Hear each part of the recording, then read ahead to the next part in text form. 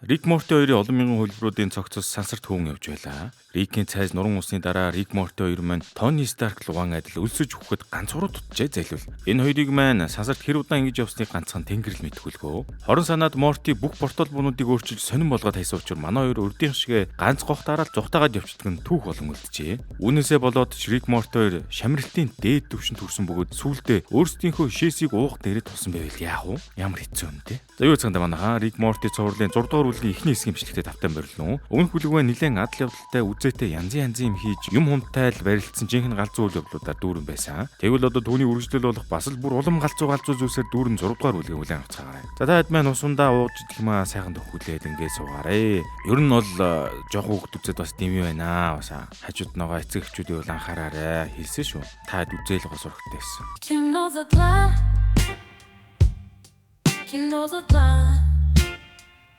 Нэгдүгээр анги. За ёстой жинхэнэ сампирсан хоёр л манай хоёр сүултээ баг үхглээ хүлэн зөвшөөрөөд амар чин сэтгэлийн ярьслага өрнүүлж гарваа. Үүний дараа нь Морти зайлвал өвгөө тэвэр нүдэн айнаа твтээд өглөө шүү. Энэ муу хоёр чинь арай ингэж үхэж гай болох гэж байгаа юм биш үсттэй. Сүулдэ юм болвол хүчих гээд үнэн зовлонтой юм да. Ингээд эцэст нь ашгүй нэг юм гэрэл үзээд хатан гэртээ харих гээд байна да гэж бодтол гэнт хин нэгэн цонх тогшлоо. Тэгсэн чинь тэр нь хэн байсан гэж сансрын бэт. За тэгээ сансрын бэт жирэнгүүтээ манай хоёртой ярих гээд үстэл юугээ сансарт дуу чимээ тарах вэ дээ. Рик Морти хоёрч бид хоёр чамайг сонсохгүй байна. Чи чинь сансарт байгаа шүү дээ энэ гэл ойрлчиж нэг үзв. Тэгсэн чинь сансрын бэд шууд чат бичиж байгаа юм шиг үгүй араас нь зөөж бичгтээ. Тоо хоёр шоудаад байгаа мó? Би орж болох уу энэ тэнэгтлээ шүү. Түүнд нь ч Рик Морти хоёр үгсэн хацны чинь шоудах вэ? Бид хоёрын турж өгч туглын хашаа мөрөх гээд байна энэ гэл ойрлж гарваа. Ингэж ашгүй манай хоёр маань нэг аврагдлаа шүү. За ингэж үзэгдэл солигдоход сансрын бэд маань Рик Морти хоёр гэж салгасан үрнүүдийг буцан гэрт нь авчирлаа. Ингээд манай хоёр ч иргэн ирэхэд бэд гарч ирээд яг өсөж өгөх гэжсэн Рик Морти хоёр сэндвич өгөөд Морти ч тэрийг нь яг зажлахгүй залих гэж байхад нь Рик нэг юм хэллээ шүү. Байж бай Морти. Бид хоёрын бие хатуу хоолноос болоод шоконд орж магадгүй. Хоол боловсруулах робот наашир гэд нэг робот удав тэгснэ. Рик Мортигийн идэх гэжсэн нөгөө сэндвичийг роботонд өгснөө. Уурга шимт хижээлийг боловсруул гэд амрун чигтэл нөгөөх нь боловсруулангуудаа нэг баас шиг юм болгоод гараад ирлээ шүү. Үүнийг ч Рик Мортид өгдөг бо өөрөө болохоор зүгээр шууд дангаар нийтж энэ. Энэ Рик гэж нэг юм нэрээ хүүх зүгээр 50 байлгачихгүй маа. За энэ хүнийг сайхан гол орж авсны дараагаар Рик краш дээр хурж ирэнгүүтээ би одоо яг портал буунуудаа язлах хэрэгтэй байна гэд нэг тийм компьютерт рестарт хийдэг юм шиг гаргаж ирээл. Нөгөөг нь портал буунуудыг дахин ачаалгавч порталоор аялагчдыг дахин ачааллуулад яг үндсэн байрш руу буцаадаг болгочих юм. Яасан ч бүтлгөөмтэй. Түүний дараагаар угаасаа энэ ертөнцийн харьяалалгүй байсан Рик Морти хоёр чинь анивчаад эхэллээ шүү. Учир нь Рик Морти хоёр чинь нэгдүгээр бүлэг дээр Prime ертөнцөө сүрүүлж хаянгуудаа энэ C137 дугаар ертөнц дээр хүрээд ирсэн байгаа шүү дээ. Тэгтэл үүнийг араас Жэри ороод иртэл Жэри ч бас анивчиж манивчсан явж ийлээ шүү. Жэри яагаад анивчаад байсан бэ гэвэл хэрв та санаж байгаа бол 2 дугаар бүлгийн 2 дугаар анги дээр Рик Морти хоёр чинь Жэриг нэг өдөр түр өнжүүлэх шиг газар байлгасан да. Гэвч Морти гэж нэг юм салгалаад явж байхдаа аавынхаа таних тэмдгийг гээснээс болоод нэг бяцхан үл ойлголцол гарч бүр хаа хоолын 5126 дугаар ертөнцийн Жэриг манай хоёр аваад ирсэн байжээ. Бүр нэр бүтэхгүй шүү. За тиймээ манай гуравч яг энэ сэдвээсээ болоод нэлээд ам мөрөөсөөр бүгд буцан өөрсдийнхөө ертөнц рүү шилжин явлаа. Харин тэр үед нь самарч өвөөгөө буцан эрэхтэн зориулж зам хаах үүрэг авдаг ба бэт чилж байгаа. Хэрв Рик манай аав биш байсан бол энэ ертөнцийн Рик хайцсан юм бэ гэж самар асуулаа. Үүнд нь мэдээж самарч ширлээд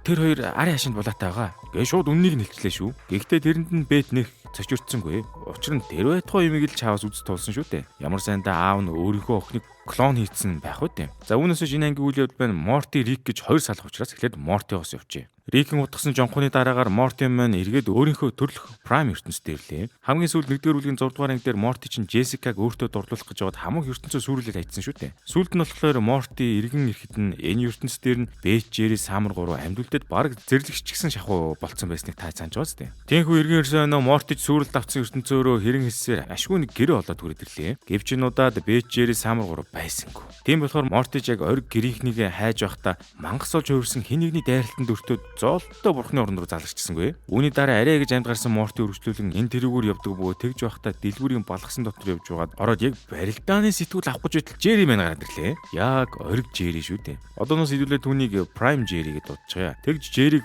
гэнт огцом гараад ирэхэд Морти чочонгуудаа аавынхаа хөл рүү шууд барьж байсан чадаа шидэж энтер алуулхан дээ зөвлөгч нь. Энэ хүүзэг зөвлөгтөд Морти маань Prime Жэритэйгээ гал тойр цуугаа сонь сайхан хуваалцаж гарваа. Энэ үеэр Prime Жэрич Prime ертөнцийн Бэт Самар 2 амиа алдсан талаар Мортид дуулгалаа. Нэг ёсоор яг жинхэнэ ихч ээж хоёр нь гэсэн үг шүү дээ.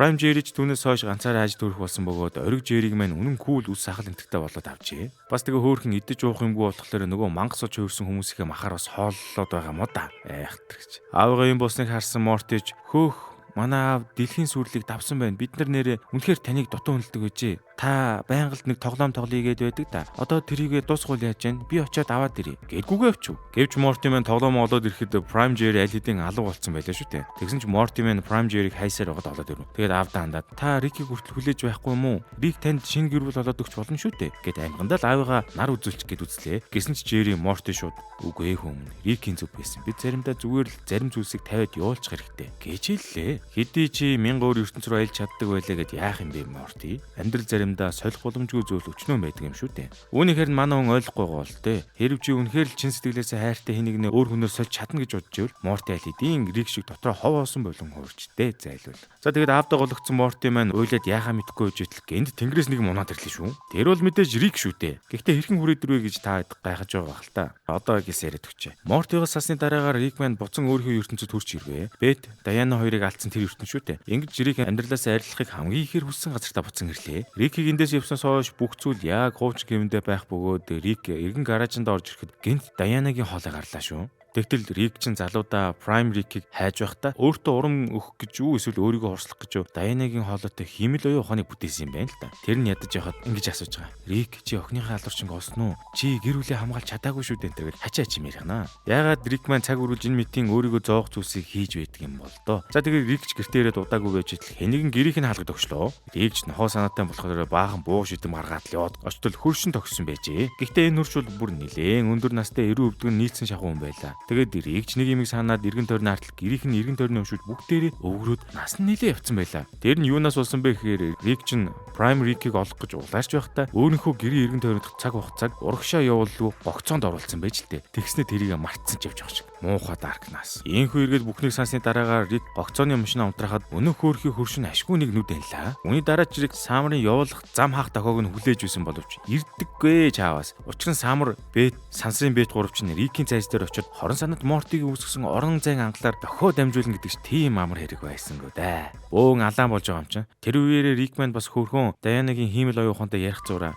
Summer над руу дахиад явуулах ёстой. Summer гэснээр Summer бол бид хоёрын аж охин. Тэр надад чамайг санагдуулдаг. Энтергээд сэтгэлээ удалж явахад нөгөө хиймэл оюу ухаан намайг санагдуулдаг. Summer бас өгсөн юм өнтергээд тэнэгтнэ. Яалтчгүй л одоо Rick-ийн бүтээл юм да. Үүнийг сонсоод шал дургуун нүрсэн Rick ч одоо зам загчгүй хязгааргүй олон ертөнцийг чиглэл нисээд явлаа. Өөрөөр бол энэ зүгээр л амиа орлож байгаа хэрэг байв. Гэвч азуулж Summer ашгүй Rick дохиод дамжуулахад Rick тэрийг нь ашиглаад Morty-гийн байршлыг тогтоож авлаа. Ингэж өвөө ачгүй хоёр дахин уулзав. Ингээд Rick Morty хоёр иргэн уулзахад Rick шууд Morty-гийн үсийг зулгаж авангуудаа Morty чи өөр Rick-ийг олж харсан уу? тэргээ асууж гарлаа. Яагаад ингэж асуусан бэ гэхлээр Rick Prime Rick-ийн талаар нэгэн сэжиг өмхөж авсан байв. За тэгж Morty-г олж авсны дараагаар Rick маань ахин нэг хайлт хийж үзэхэд нэг байршил гараад ирлээ шүү. Тэгээд тэр газарт нь яваад очтол Rick маань энэ олон жилийн дараа ашгүй нэг Prime Rick-ийг нуугдаж байсан оромжийг оллоо. Ингэж нэг хайсан зүйлдээ маш ойрхон ирсэн Rick нанчилдаан хийх бэлтгэлээ базаагаад яваад ороход шилэн хорон дотор Prime Rick-тэй нэг адилхан гар зогсож байлаа. Тэрэн тэгснээр Rick рүү бөксөө гоцолж энэ төр бүтггүй.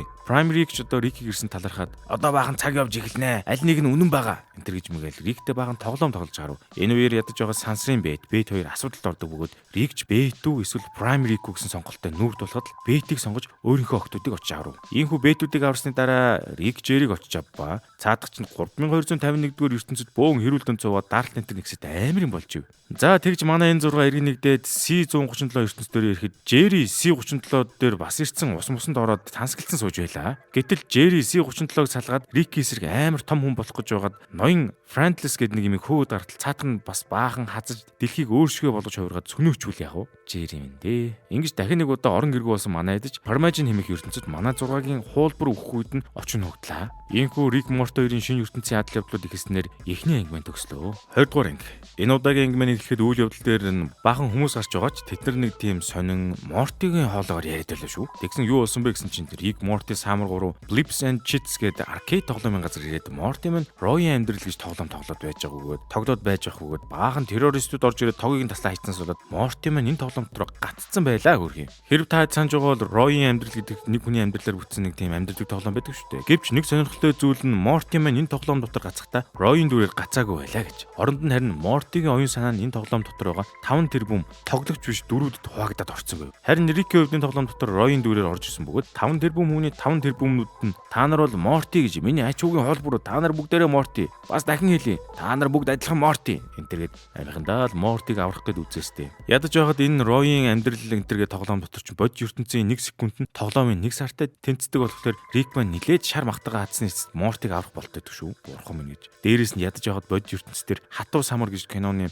Ханс Грубер шиг нөхөр баахан террорист ажиллагаа явуулаад байдаг насаа. Ийхүү олон учир навцлахгүй баахан жонхош үйл явдлуудаар 6 дугаар бүлгийн 2 дугаар юм хэллээ. Яаж ч одоо ярьж өгмөр юм дээ. Шууд Рик Морти ба Самар гэд хугаа ирчих дөө гэж. За эхлээд Рик Морти хоёроос эхлэе л да. Тиймгүй тоглоом дотор Мортиг аврахаар орж исэн Рик буюу Рой маань ямартай ч эхлээд Морти нарыг цуглуулад хурган ухуулаг маягийн имиж гарлаа. Тэгтэн тэр дундаас Марта эмэг Мортиг нэгэн хөлбөр Рики ярьсан зүйл үнэхээр үнэмшиж Рикд туслахаар болов. Марта бол Ройн ертөнцид амьдардаг ердийн нэг Мортигийн ухамсартай еврей охин бөгөөд Рикийн тайлбарыг сонссны дараагаар Марта ч шууд үсмсээ тайрч Мортитай адилхан шарвуудалт гомсчинтер аваад Рик дээр яваад очлоо. Ядаж байхад Ройн ертөнцид Рикийн яриад байгаа зүйлийг хүмүүс шашин энтер гэж бодод бүр алж өгч байлаа яах тэр гэж. Тэнхүү нэгөөрөө Рик ч одоо Мартатай хамт баахан өөр Мортигийн ухамсаруудыг цуглуулan ээлж тухуулгаа хийгээд зогсож байтал гэнт гаднаас баахан буу ирсэн өөр Мортигийн ухамсарууд орж ирээд боль та нар эсвэл алан талан энтергээд тулгаад байж хат Марта буюу Морти маань тэр ухамсарууд дээр очингуудаа бид нар бүгдээрээ Морти шүү дээ гэж хэлээд өөрсдийнхөө талд уруулан ав. Ийхүү хэсэг хугацаа өнгөрч Мортигийн ухамсаруудыг нэг нэгээр нь ус үндэстэн болгосноор нэгтгэж чадсны дараагаар Марта Рик дээр явсан очиж хэрхэн эндээс Мортиг судлах талаар асуухад Рик хэлж байгаа. Бидний эндээс гарах цорын ганц арга бол энэ бүх урамч хүмүүсийг хурамч сансар руу ойж сансрын загварт нисгэнэ. Хэдийгээр тех болгонд нь шин тоглоом, шин газар орон зай завсрыг харуулсаар байх боловч хэдүүлээ хязгаартанд тулчвал тоглоом рестарт хийгээд Морти судлагдана гэж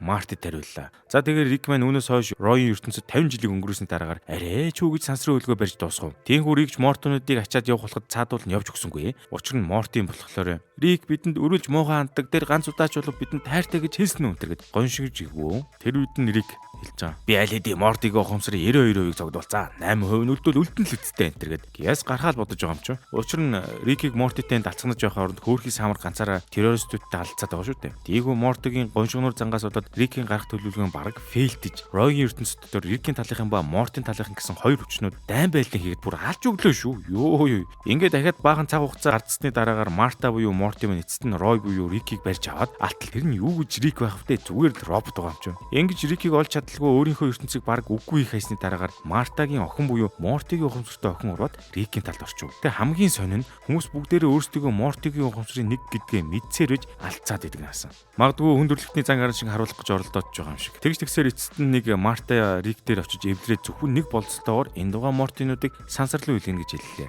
Тэр нь юу юм бол доо. За ямар ч тач энэ хоёр маань ингэж нэг эвлэсний дараагаар бүх Мортигийн ухамсартай дөрүүд нь сансарт хөөрч ашгүйнийг симуляцаас гаргахаар хөдлөв. Харин бодит ертөнцийн самар маань жинхэнэ алж өгч байлаа. Рик одоо Мортигийн ухамсар руу орохоос өмнө самарт бөөгөнгүүтээ хатуу самар кино шиг наад террористуудаа бүгдийн дуусгах гэсэн тушаал өгсөн байлаа. Ийхүү өөрийнхөө тушаалыг авсны дараагаар самар маань Джонс гээд террористуудын босст үдэж гарлаа. Ядаж яваад Джонс гээд нөхөр нь хатуу самар киног бүр нэг нэгнгөө судалсан ном интерж бичсэн байх шиг. Самар эхлээд террористуудын нэгтээ ноцтолж яваад хамт өндрөөс унж махта нөгөө гарыг самсруугаар халаад тавьчихв. Тэндээсээ кинондэр гардаг шиг радио холбоо олж авлаа. Түүний дараа Самарчин Джонстой бүр сайхан нэхий дэлээ уралцаж гарын хүмүүсийг бүр нэг нэгээр нь алаастай. Сүүлдээ Джонс Самарыг Рик Морти хоёрын хамаарлахгүй гэдгийг ойлгодог ба шууд нөгөө холбоогоор яг одоо буугаад буугаа хийж өгөхгүй бол өвөө дөө ирэж алан шүү мэн сүрдүүллээ. Ингэж сүрдүүлэхдээ Самар нэрнгээсээ өөрхий буугаа хаяад гарч ирдэг бөгөөд энэ үеэр нөгөө алдартай сценыг дүүрээсэн ч юм уу да. Нуруундаа скотсон буугаа гаргаж ирж мөрөөд байж тал ашгүй Рик Морти өрж буцан ухаан ороод ирлээ. Ингэж манай гуравч тоглоомын газраа террористуудын гараас чөлөөж үндсэндээ энэ хэгмэн төгсөж байгаа юм. Өнөөдөр Мартагийн болцсон юу исэн бэ гэхэлэр өөрийг нь тоглоом дотор үлдээх байсан бөгөөд түүний дагуу Рикч Рой өгсөн тоглоомыг үргэлжлүүлэн явуулахаар болгож Мортигийн ухамсарын багахан хэсгийг тоглоом дотор орхисон байлаа. Ер нь овоо жоохон зөөлрөөд байгаа юм да. 3 дугаар анги. Ингээд 3 дугаар анги маань эхлэхэд Рик ба Мортигийн гэрт талархлын баяр болж уур амьсгал хэдийнэ орсон байваа. Саяхан л талархлын баяр болж байсан санагдах юм да. Морти маань сансрын ээж буюу сансрын бэйтээс нэгэн шинэ видео тоглоомыг бэлгэнд авсан ба нөгөөдгөө зогсоо цайг нүдээстэй. Тэгтэл нэгэн цацагт хэрүүл нисэж ирэнгүүтээ шууд шилэн хаалга мөрөгчлөө. Тэгтлэр цацагт хэрүүл нь удалгүй босч ирээд Рик болоод хувирчвал яах вэ? Рик одоо яагаад зүгээр энгийн байж болдоггүй юм бол доо. Тэнхүү шалтан гэрийг цаанаасаа л ширэлсээр талархлын баярын орой олон дээр орж ирэхэд гэр эзэн Жери маань оройн зог эхлэхээс өмнө хундагны үг хэллээ. Жери ч уг нь эхлээд аягүй гоё. Өнөөдөр бол нэг нэгэндээ талархах ба гэр бүлийн өдрөө. Тийм болохоор би эхнэр Беттэй талархмаар байна. Би чамд үнэхээр баярлалдаг шүү. Би бас чамгүйгээр амьдарч чадахгүй энэ гэсэн. Сүултээ бүр хадуураад хэрв чи надаас салах юм уу? Миний араар тавьбал би амиа орлоо энэ бүр солиотой юм ярьж гарваа. Тиймээс хүмүүс Жеригийн аимшигтай хундагны үгийг гяс дуусгангуудаа урдаа байсан хундагтай юмнуудаа сайхан хөндрч хайснаар энэ удаагийн ардл явдал маань эхлэв. Тиймээс үзэг зөвлөгтүүд талхлын баярын зог дуусны дараагаар бэтүүд маань аяг тавгаа угаанд тогсож байгаа үзэгдэл гарч эхэллээ. Энэ үеэр манай хоёрч янзын дарс марс угаад тэгснэ сансрын бэтж бэтийн нурууг нь дугруулж өгч мөкснө бас Францаар ярихыг шууд шилэн үзүүн дээр хатгаснаас сургаж энтер. Манай хоёрын дунд бас жанжам болох гээд байна да. Янз янзын болох үе дээ бацраана гэж. Ингэж бэт сансрын бэт хоёр улам амар Францаар ярьж мэрээд бие биедээ улам хүрлцэж эхэллээ шүү. За насанд хүрээгүй хүүхдүүд энэ ангийг үдчихвэл зүгээр халахсцсан дээр шүү. Үүний араас талхлын баярын маргааш өдрийн үүр цайж угаар үйл явдал маань өрөв. Бэтмен хөөрхийн нуруу нөгдүүд байгаа болохоор өлегтэй унтаж чадахгүй байлаа. Харин Жери гэж нэг амьсгаа төмс царилаад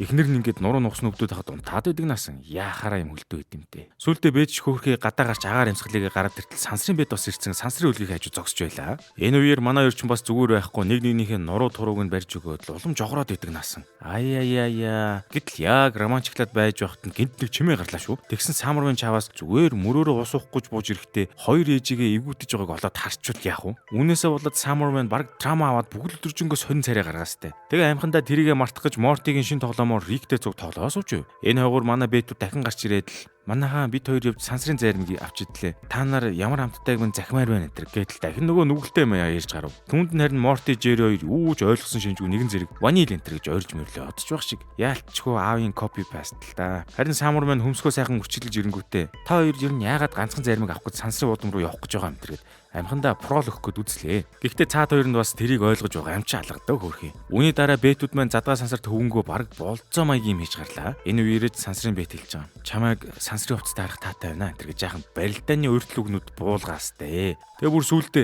надаа дэлхийн тойрог замд сансрын станц байдаг штэ. Хоёлаа тийш явах энэ гэснэ. Бэтийг дагуулж орсноо. Хоёр бэтмен бие бинтийгээ барилдаан хийгээд ивэл яах вэ? Бурхан минь. Ер нь энэ нэвшлэлийн дараа гандан орж ном уншуулнаа гэж. За сансрын бэтмен баг өөрийгөө яачлаа да. Ариун цагаан дугуй болон татар талах минь. За энэ хойгуур Морти Самар хоёрч нөгөө тоглоомоо тоглосоор л тэр үед Самар хэлж байгаа. Морти чи яагаад ойртой ингэж их тоглоод байгаа юм бэ гэж ширлэд асуусан чи. Их тоглох хэрэгтэй тэгж байж мартна. Би бас баг зэрэг анзаарсан энэ гэл. Бэтүүдийн талаар проло өгөөстэй. Тэгтэл гинт Жери цаад өрнөс нь. Бурхан минь бэт гэж ориллоо шүү. За виж дотроо хүрээ мэдчихлээ штэ гээл. Амар ширээ шааж аваад сууж байтал Жери муу тэнэг чинь. Та хоёр чинь зайрманд явчихад зайрмаа авчираагүй юм гээ солиоров. Жери минь. Надтай адил Морти Самар хоёрч бас зүрхээр явангаа алдаг баашгүй зайрмаг гэхин сонсоод баг хонгоны махан тавираа явчихгүй яв. Ийх үний дараагаар Бэтмен эцэг Рихтер орж ирлээ. Ер нь голын их булангартай бол адгын ч гэсэн булангартай байдаг шүү дээ. Рикмен Морти Самар хоёр тоглоомноос нь олж жигдсэний дараагаар бодлороо харьцдаг. Роб талимны дотор гидсээр тоглоомны 3 дугаар гар энтер хийнэ гэсэн явж байла. Тэр үед нь Бэт орж ирэл. Аваа өөрийнхөө ховлогч машинаар надаа нэг зарим хийгээд өгөхгүй гэж асуув. Дүнд нь Рикч миний өргөчнөөс аваа гэж хэлэхдээ Бэтэд бас аав нь мэдсэн штэ гэж прол өгөх гээд үзлээ. Гэвч Бэт тэрийг нь авсангууд заримгаа Жери давж өгөнгүүтээ сансрын Бэттэй ахаад л байшингийн дээвэр дээр амар цас мосон дунд хөвцнэ. Ёс бус зүйл хийж гарлаа. Бог тайрах юм гэж. За үүний дараагаар Бэт сансрын Бэт хоёр ч бүр хамтдаа хөгшөрснөө нар жарахыг харж мараа зогсож байла. Гэтэл тэр үеийн үнэндээ Рикийн симуляцийн тоглоом байсан ба манай хоёрыг яг эд дундаа романчлаад байж хахад нь Рик Морти Самар гурав амар гоё шавар хааж орж ирлээ. Тэнхүү манай гурав орж ирэнгүүтэл бид гурав та хоёрын завхарсныг мэдсэн. Ядаж байгаа та хоёр наатах нууцаар хийж чадахгүй энэ гэтэл сансрын Бэт нь урлаа. Та нар зүгээр л цаашаа явж үз. Дургу өрөөдөө бол надаа 9 шидийн буу зэвсэг байгаа шүү энэ занл хэлж гарваа. За тэнхүү оройн Морти Самар хоёрч Трамоноосаа болоод Бэтийн Рикээс авсан зайримгийг ёстой халбаар нь хусж өгж хахад хоёр Бэтмен муудалцж гарваа. Тэгж муудалцсны дараа сансрын Бэт Жерид хэлж байгаа. Хөөш би танаа ихнэрийг янталсан штэ гэхтэн Жери шууд шоконд орж анх Бэттэй танилцж байсан үе эргэн дурсав. Тэр үедээ уг нь Жеригийн найзууд хэлсэн юм байгаа юм л да. Андаа наад охин чинь дэмэн штэ чамаг өстө бацнаа бас болоог урж тассан штэ гэхтэн Жери шууд хайр дурдал мантдахгүй гэд Бэттэй суусан юм байна л да. Тиймгүй тэрийг эргэж санангуудаа манай хүн чинь юуж дуугарлуу босоод иртэл нөгөө эмгэн хүмүүс ч илүү юу илэндэг хорхой шиг гадуур хайрстай болоод өөрийгөө хамгаалах механизм нь ажиллажлаа. Тэр нь яг ямар үед ажилдаг вэ гэхлээр Жериг нэлээд сөрөг сэтгэл хөдлөл мэдэрсэн үед нь хамгаалах зорилгоор гарч ирдэг юм байл та. Тэр тэгээ манай хүн өөрөө Рикээс гуйсан юм байгаамаа. Тэгсэн үнийг нь Рик Жеритэй арх ууцсан бахта хийж өгсөн бөгөөд учир нь энэ тэнэг чинь өмнө амиа хорлон морлон гэж солиороод байсан шүү дээ. Бас дээрэс нь болоогүй тэр орой манай хоёр уугаа сууж байхдаа Рик бүгсэн дээрээ Жери ба өөрийнхөө толгойтой бүргэдийн шивээс хийлгэжээ. Бурхан сахиус минь юу ч болоод байгаа. Ийхүү Жериг хайрстай болсноос үүдээд манай хоёр бэд Рихтер очингуудаа за та бит хоёрын дурлалыг устгаад өгөө гэд нөгөө Jim Carrey-гийн Eternal Sunshine гэх кинонд гардаг шиг тийм хийж өгөхийг хүсвэ. Рикч тэрийг нь биелүүлэхийг зөвшөөрдөг ба яг устгах гээд байж байтал Жери мань хайрснаасаа гарч ирсэн ээ. Бэтээс салан байранд болоо явчлаа шүү. Ингээ Бэтүүд Жеригийн араас хөөцөлдөж Жери битгий яваа. Юунд болоод урлаад байгаа юм бэ энэ гэдэл. Тэгсэн чинь Жери намайг хуурсанд гэж хэлэх гэж байгаа юм болов уу гэж бодож байтал чинь нөгөө муу шаар чинь та хоёр надаас зөвшөөрөл авах гэж тэнэгтвэ. Тийхүү хэрүүлж сүулдэ бүр заваарч утгаа алдаад эцэстээ гурвалсан барилдаан болж хувирваа хөрхий. За энэ бол одоо миний үзэж байгаа Рик Мортигийн хамгийн завхарсан заваарсан гэдгийг хэлхэн зүйтэй хаа. Ядаж байгаа Жери муу новч чинь дуртай хармуу шаар байна штэ. Ингэж энэ ангийн хамгийн инээдтэй зүйл маань манай гурыг ингэж заваарч явах зур доод авахгүйт нь Гимгүү, Рик, Самру, Морти гурав бүх процессыг нэг нэгэнгүү чиг тавин сонсонгоо амьдралынхаа хамгийн чигтэй драмаг аваа сууж байлаа. Гэхдээ Рикч бол тоохгүй л дээ энэ утгыг хийсэн нөхөр. Тиймгүй ангийн төгсгөлд манай гурийн барилд анш дуусч бэтж буцаад сансрын аялалтаа гарлаа. Харин пост кредит хэсэг дээр нь Жери маань эргээд Жеригийн өдөр өмжүүлэлтээр явж утсан нь өөрийнхөө өөр нэг хөлбөртөө үнсэлцэж энтер.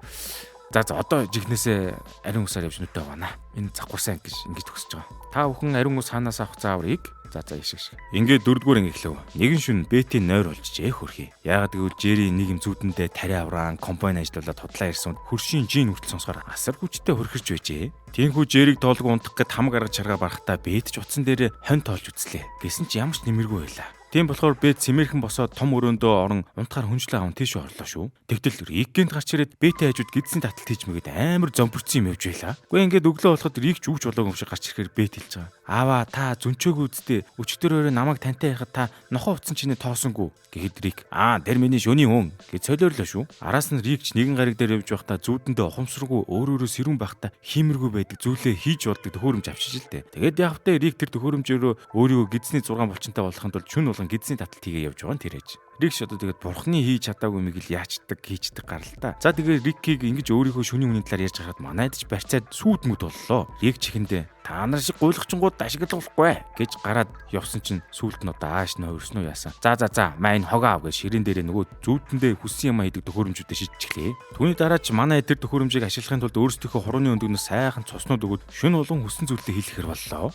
Бурхан минь юу болдог болдоо. Ингэж манай ангийн адал явдлыг хэллээ. Үзэг зөвлөлтөд манай хэд ч өөрсдийнхөө шүний хүмүүсээр янз янзын хийлгээстэй. Бэт шүний хүнээрээ өөрийгөө бүрээ тоглож сургажээ. Самар болохоор шүний хүнээрээ Испани сурсан бол Рик Морти ч үнэн амир 6 толгойтой булчин мулцантай ээж болсон баг шиг. Тэгснээ 6 толгойд булчинтай байх нь ямар байдаг вэ гэдгээр подкаст энэ энтергээ бүр алж өгч байна. Харин Жери болохоор шүний хүнтэйгээ захидлын найзууд болцоожээ. Жери шүү дээ манайхаа тий. Дараагийн хэсэг эхлэхэд шүн дундуулж манай эдийн шүний хүмүүс ажилдаа гарцгааж байв. Шүн болоход Бэтийн шүний хүн бүрээгээ тоглож Рик Морти хоёр гидсийн таталтаа хийж Жери болохоор хамаг ховцонороо угааж Самар өдрийнхөө хамаг аяг тавыг угаагастай. За тийхүү маргааш өглөө болоход Рик Морти хоёр подкаст аягаа сууж байна үе. Тэгтэн Жери маань нэг хөрхөн янгийн ягаан хормогчтой орж ирсэн ээ. Манайхаа шүнийн Жери надаа мессеж үлдээсэн байна. Цаадах чинь та нарын хоолойдоо дуусчаад 5-га 7 живэл зүгээр нь шүү. Тэгэхэд угаахад амар байна. Гэж Рикэд хэлв. Тэгтэл тэрийг нь Рик шууд үлгэж авангуудаа амар ууралж муурснаа. Бидний ажил бол тэдний ажлыг амар болох биш. Тэднэрээр угаасаа дургүй юмнуудаа хийх гэж үүсгээ үсттэй. Цаадуулдаа маа гэж хэл. Тэргээд орилж чарлаа бөө юм боллоо. За Рикийг ингэж хэлсний маргааш өглөө Жеригийн гэр бүл дуг норноос сэрсний дараа хамаг аяг тавгийг нь шүнийн гэр бүл нь хим хаглаад хийцэн байдаг боллоо. Хурган одоо тэндээсээ эсэргүүцэд л байгаа юм байна л да. За үүнд нь манай Рик ч яман омбогоо гаргаж хамаг аяг тавгаа нэг муу дааванд оргоод өөр гараг дээр авицснаа 110% чанартай хагардгүй шаазан тав гэнтер хийлгээд одоо яхаг нь харьяа энэ боллоо шүү. Ингээд тэр шүн Рик ч одоо сайхан настай хүний зангаараа бүх гихч нь унтаад ивжил гинт шүнийн Бэт Жери Морт гур орж ирээд Рикийн хамрт гавар нааснаа. Шимнэж байгаа юм шиг. Өвгөн чинь хилээд хахад яагаад 5-га 7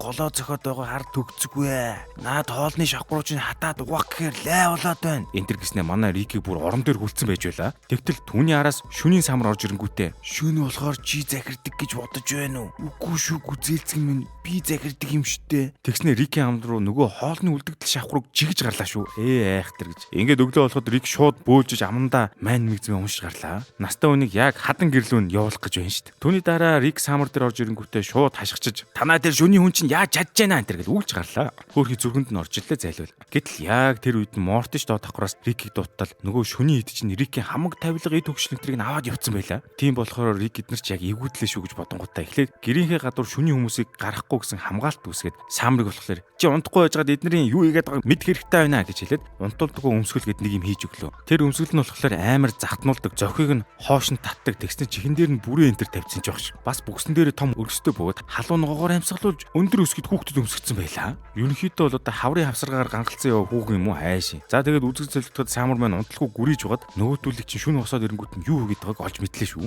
Шүнийн Рик, Морти, Жери, Бет дөрөв шөнөөр алхуулдаг төхөөрөмжийн үүсэлт хүрээг нь өргөтгөхөд илүү сайжруулсан бөгөөд тэрийг Рикийн гаражны доор байдаг нууц агуулгад хийж байлаа. Ингээд тэдний төлөвлөгөөг олж мэдсэний дараа Рик хамгаалтаа буулгаад нөгөө төхөөрөмжийг нь үгүй ингээ явж байтал Самар чинь шүнийн самар болж хөрөнгуудаа өвөө зүгээр айтайхан байгаарэ. Намайг зайлуулж чадна гэж бодоо юу гэснээр баахан роботууд гаргаж ирээд манай эдийг бариад авлаа. Тиймээс шүнийн самар гэрийн бүх хяналтыг авсны дараа манай эдээр нөгөө дургуг үйдсэн ажлуудыг нэг нэгэнгүй хийлгэж гарваа. Тиймээс хүний дарамтанд орсон Жеригийн гэр бүл аргаа орохтой өөрсдийн ганц холбоотноос тусламж хүслээ шүү. Тэр бол шүнийн Жери байлаа. Жери хүчээр унтахаас өмнө шүнэн Жерид манай гэр бүл туслаач гэсэн мессеж үлдээсэн ба удалгүй манай эдийн шүний хүмүүс гарч ирэхэд шүнэн Жери Жеригийн мессежийг авч уншив. Ингээ манай эд шүнэн Жеригийн тусламжтайгаар шүн дунд эргэн сэрээд Рик жилж байгаа. Эндээс аль бол хурдан зугтах хэрэгтэй гэж хэлэн нисэг буудлын руу давхилаа. Тэдний араас шүнийн самарч толгой даран хөөх бөгөөд самарч хамт яваа роботынхоо умтулдаг сумаар манай эдийг нэг удаж шүнийн төрхөнд нь оруулаад манай эд ч бие биенийгээ хазаж далиндуулж нэг цохон явсаар эцэстээ осолдлоо хөрх юм. Иймгүй осол орсны дараагаар шүний эдч Риктэй хүчээр тохиролцоо хийдэг бөгөөд Рикийг тавгаа долоочих бол асуудалгүй штэ гэж хэллээ. Тэгтэл Рик буруу зүнсэн юм тавгаа долоохгүй зөрүүлснээс шүнийн гэр бүл манай эдийн хяналтыг бүрмөсөн аваад ёстой дугаараа дургуж дун чөмгөрөө жийж өглөө шүү. Мэдээч мөнгө дуустална. Тэнхүү удалгүй баахан дааж давшгүй зугаа цэнгэл тэд их мөнгө үрж баахан өрөнд орсон шүнийн гэрүүлж ядуугийн золон болохдоо шууд төхөөрөмжөө буудаж Рик, Жери, Морти, Самар, Бет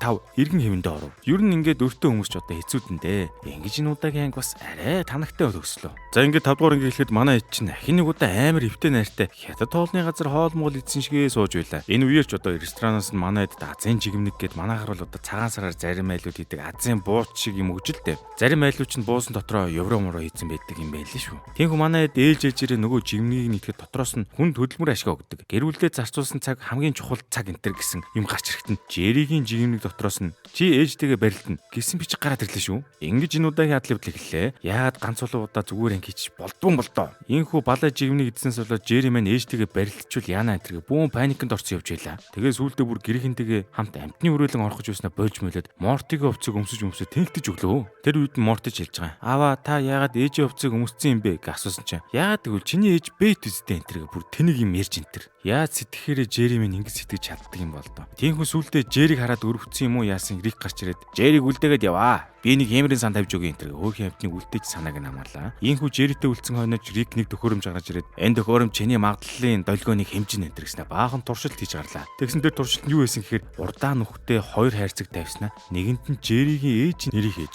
Жерид аль нэг хайрцаг руу гэж хэллээ. Тэгтэн Жери би юу гэж банана шургуулдیں۔ Би аль руу шургуулахаа хэлж болохгүй. Тэргээд банана хиймээр байгаа хайрцаг заахаар болчлоо. За ер нь яасан завхарсан юмгүй. Ингээд Рик туршилтаа эхлүүлж хайрцаг холин Жеригээр сонгуулахад муу шаарч яг ээжийнх нэртэй хайрцаг сонгоод байгаа юм л та. Ингээд цаанаасаа бүхэл юм Жериг ээжтэнд барилгад хүргээд байсан болохоор Рик ч одоо Жериг дагуулад нэг азийн жигмэг хийдэг үйлдвэр дээр нь очиж учрыг нь олж хужрыг нь дунгахаар болов. Ийхүү үзэг зөлгтөд манай хоёр чинь энэний эзнийг олно гэд хоол идэг ресторан дээр очисноо баахан хүн амтан халаа ичлаа. Тэгээ эцэст нь тэр ресторан зүгээр л хар тамхи наймаалдаг байсан болж тараад нөхдөө жигмэгээ шал өөр газараас авдаг байсан бол яах вэ? Болж өгвөл хүн амтны амт тасалчих гээд хэцүүлтэй энэ Рик ч. Ингээд ихний удаадаа буруу газараа очиж баахан бодлын тарсны дараа Рик Жериээр азийн жигмэг хийдэг үйлдвэр рүү хулгайгаар нэвтрэн орлоо. Угаасаа манай Рик жим юмдаа сайн л да. Явж урсныхаа дараа Рик хэлж байгаа. Хоёулаа энд байгаа нөхдөөчиг хүүтэн царайтай болж хувцлах хэрэгтэй байна гэснэ. Жериг Sailor Moon анимен дээр гардаг шүү. Шууд туслахын хувцтай болгож хувиргаж энтер. Ингэж хувирсны дараа тэр Жеригийн поз энтер нь бол да яа игээд байгаа юм бэ базраа гэж. Тэнхүү зүсээ хувилган хүүтэн царайтай болсны дараагаар манай хоёр компани дотор руу нэвтэрч оронгуудаа энэ компани захирал болох өндөр шар хүүхний танилцуулгыг сонсч гарлаа.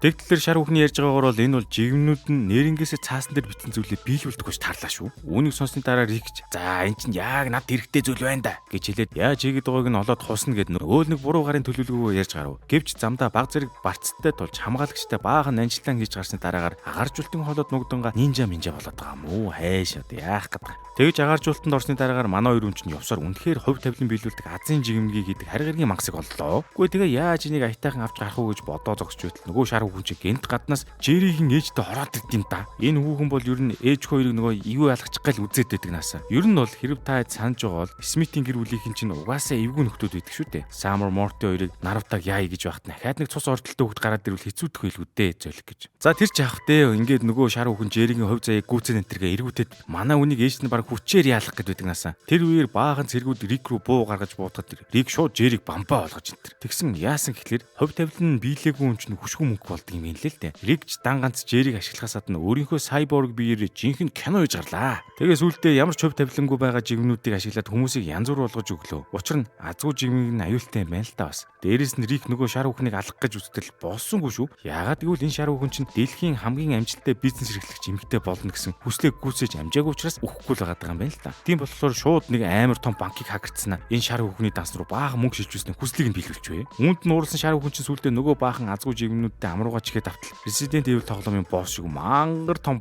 мангасуудаа хуурчлаа. Бас дээрэс нь нэмээд нөгөө хувь тавилан биелүүлдэг жигмэг гаргадаг мангасаа суллаад алж өглөө. Ёо. Гэвч муу санаа эзний отгийн адилаар шар хүүхэн мань чаавас нөгөө мангастаа хитүүлчихвэ гэж. Энэ зуур тэр хайр гаргийн мангасыг хоолдог байсан том капсулын нэг нь газар унаад харагтал мангар том харнах үүсэд баг бүх юмыг нь сорж гарлаа. Энэ үеэр Жеригийн өмд бандаж хоёр нь сорогддог ба яг ээж рүүгээ очиод мөрөхийн ан Рик азгүй жигмэгийг гяс засаж Жериг ээжтэйгээ барилдаан хийхгүй болгож Жери муу шарыг аварлаа. Гэхдээ нөгөө хувь тавилан биелүүлдэг мангасаа Жеригээс болоод алдчихв. Хэдийгээр Рик Жеритэй заримдаа их муухай харьцдаг бас цаагаараа хөөхөн хүргэн юм болохоор хайрлал байдаг юм шиг байгаа мó. За ингэж энэ бүх загварсан юм дуусны дараагаар манай орч овоогайгүй эвлэрээд байж үтэл Жери хамгийн сүүлийн хувь тавилан биелүүлдэг жигмэгийг ямар ч хэрэггүй азтай хамт Рикд өгөөд бас Рикийн бүр түрүүнд ицсэн шинэ найзтай болно гэсэн хувь тавилангийнх нь чи бол миний найз гэж хэлээд биелүүлчлээ. Яасан ч бүтлгүй юм дээ. Үнс болоод Рикийн хувьд үхшгүй мөнх байдал арилангуудаа Жери рүү хашгичж гарахад манай хүн ч юм уйлж бараад бөө юм болноо. Гэвч сүүлдээ бас Рикээр харагдуулж байгаа юм л да. Энхүү манай энэ удаагийн анги ингээд өндөрлж байгаа юм.